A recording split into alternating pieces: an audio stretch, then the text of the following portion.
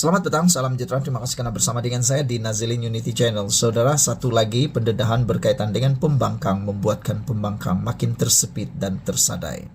Hari ini, seorang pemimpin daripada Amanah, yaitu Khalid Abdul Samad, menyatakan pembangkang tak pandai beri cadangan menambah baik. Apa pendapat Anda semua? Adakah benar ini kelemahan utama pembangkang pada waktu ini? Sehingga ada beberapa pemerhati politik menyatakan bahwa pembangkang pada waktu ini gagal melaksanakan tanggung jawab sebagai pembangkang yang mana sepatutnya membuat semak dan imbang yang terbaik. Mereka tidak dapat gagal melaksanakan tugasan semak dan imbang itu dengan berkesan, kata beberapa penganalisis politik. Selain itu, kita juga terkejut apabila Khalid Abdul Samad mengatakan pembangkang tidak tahu melaksanakan tugas mereka untuk menjadi pembangkang yang membina, kerana menurut Khalid Abdul Samad, pembangkang tidak pandai beri cadangan menambah baik. Katanya sebagai contoh, pembangkang sepatutnya mengkaji sesuatu program yang dijalankan pihak kerajaan. Contohnya, program ini bagus, tetapi kita kena ubah sikit kerana program ini akan lebih berkesan. Maknanya, mereka memainkan peranan menyeluruh yang memberikan cadangan-cadangan menambah baik program kerajaan dan untuk memberi manfaat kepada rakyat, kata beliau. Yang ini kita perlu setujui, yaitu pembangkang sepatutnya mengkaji semua program kerajaan, menyemak supaya mengimbangi, menambah baik program tersebut, memberikan cadangan supaya program itu diperbaiki. Itulah tugas pembangkang, mencari, mengkaji kelemahan program tersebut supaya ditambah baik. Ini pula mencari cara untuk menumbangkan kerajaan. Itulah yang paling tak siok sama sekali. Kata Khalid Abdul Samad, pembangkang tidak pandai nak buat begitu. Dia nampak apa yang dibentangkan oleh kerajaan, lepas itu cakap kita nak tukar kerajaan. Itu saja yang dia boleh buat. Bidas Khalid terhadap gabungan berkenan. Adakah Anda setuju dengan kenyataan Khalid Samad ini bahwa pembangkang memang tak pandai buat cadangan dalam nama baik, dan juga kata Khalid Abdul Samad, pembangkang ini hanya tahu tukar kerajaan. Itu saja yang dia boleh buat, kata Khalid Abdul Samad. Khalid menemplak parti pembangkang itu dalam rancangan temu bual secara atas talian yang bertajuk Tak Ada Skrip Langkah ke Laut. Dalam rancangan sama, bekas ahli Parlimen Shah Alam itu turut memetik pepatah Arab yang sering dibaca oleh Presiden PAS Tan Sri Abdul Hadi Awang. Pepatah itu membawa makna, karavan itu terus berjalan walaupun anjing menyalak. Saya nak supaya kerajaan kita ini biarlah orang nak buat bising macam mana sekalipun, kita pegang kepada pepatah Arab itu. Kafilah rombongan itu terus berjalan. Kita buat kerja kita dan jalankan program seperti mana yang sudah dirancang. Jangan sehingga kita terpesong buang masa dengan segala nak layan salakan itu. Kita terus berjalan. Insya Allah rakyat boleh menilai, ujar beliau lagi. Saudara-saudara sekalian, saya setuju dengan pepatah itu. Jalan terus. Memang bukan semua orang suka dan tidak dapat menyenangkan semua orang, tidak dapat mengikut semua pendapat orang dengan sebaik 100%, tapi kena jalan terus. Hidup mesti diteruskan, move on. Sekian dulu untuk kali ini. Jangan lupa tinggalkan komen Anda, tekan butang subscribe. Kita jumpa lagi. Bye-bye. Selamat malam, salam sejahtera. Selamat pagi, salam sejahtera. Saudara-saudara sekalian, akhirnya isu berkaitan pengampunan Najib Tun Razak muncul lagi. Benarkah Najib akan dibebaskan seawal bulan Februari ini? Itu persoalan besar yang mula bermain di media sosial. Namun demikian, jawapan kepada persoalan itu akhirnya timbul apabila menurut tajuk di berita harian online menulis Najib dan peguam tidak tahu status petition pengampunan Najib. Saudara-saudara sekalian, bilakah Najib akan dibebaskan bergantung kepada petition pengampunan yang telah pun dikemukakan oleh pihak tertentu. Peguam Bela Datuk Seri Najib Razak berkata pihaknya tidak pernah dimaklumkan mengenai langkah yang diambil oleh Lembaga Pengampunan berkaitan petisyen pengampunan bekas Perdana Menteri itu. Tan Sri Muhammad Safi Abdullah berkata, pihaknya terkedu bagaimana portal berita channel News Asia CNA membuat spekulasi berita yang tidak berasas bertajuk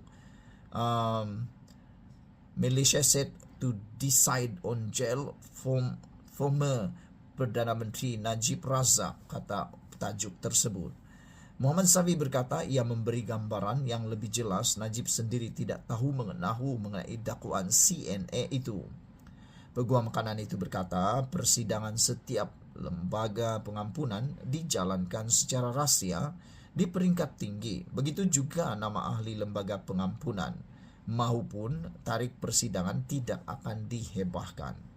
Katanya, ahli tetap lembaga pengampunan ialah yang di-Pertuan Agong sendiri, Menteri Wilayah Persekutuan dalam perkara pengampunan wilayah persekutuan dan Peguam Negara.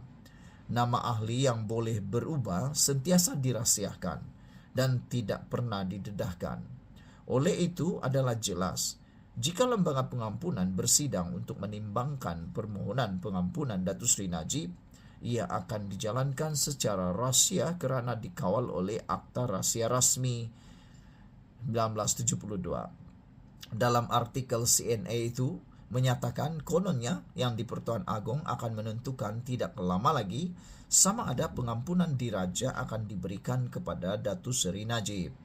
Penulis menyatakan bahawa lembaga pengampunan bermesyuarat pada Disember 2023 mengenai perkara petisyen itu, tetapi ditangguhkan ke bulan ini, Januari 2024, untuk lembaga pengampunan bersidang semula, katanya.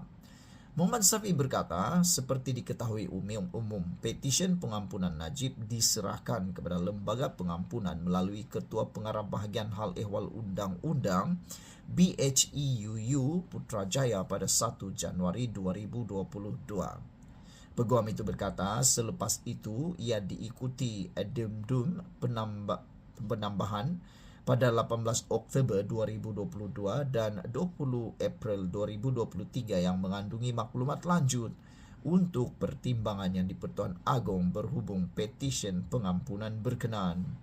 Beliau berkata, sehingga hampir penghujung tahun 2023, pihaknya tidak menerima sebarang berita atau petunjuk berhubung petisyen itu dan anak guam mengarahkannya supaya mengingatkan BHEUU pada 4 Disember tahun lalu mengenainya. Kami ingin mengingatkan media dan orang ramai bahawa di bawah perkara 42 Perlembagaan Persekutuan, kuasa pengampunan ialah kuasa prerogatif yang di-Pertuan Agong yang tidak terkekang, tidak terikat dan sifatnya mutlak. Oleh itu, ia adalah tindakan yang tidak hormat untuk meneka aktiviti lembaga pengampunan yang sifat kerjanya mesti dijalankan secara rahsia untuk berkesan dalam memberikan nasihat kepada yang di-Pertuan Agong. Pelanggaran kerahsiaan ini boleh dikatakan melanggar Akta Rahsia Rasmi 1972 dan boleh dihukum, katanya lagi. Sekian dulu untuk kali ini, saudara-saudara, berkaitan isu tersebut. Namun, tambahan kepada maklumat berkaitan pengampunan Najib ini ialah apabila ada pengesahan terkini, jemaah menteri tak bincang pun pengampunan Najib. Dipetik daripada BH Online bertarikh 10 Januari 2024.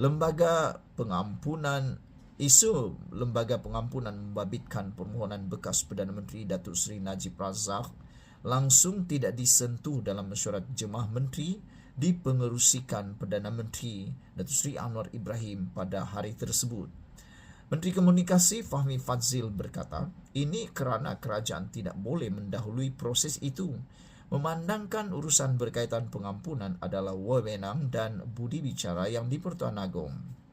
Kita tidak bincangkan dalam mesyuarat kabinet hari ini, tetapi lazimnya kita tidak boleh mendahului proses lembaga pengampunan. Jadi kita serahkan kepada lembaga pengampunan berhubung isu permohonan pengampunan Najib, kata beliau.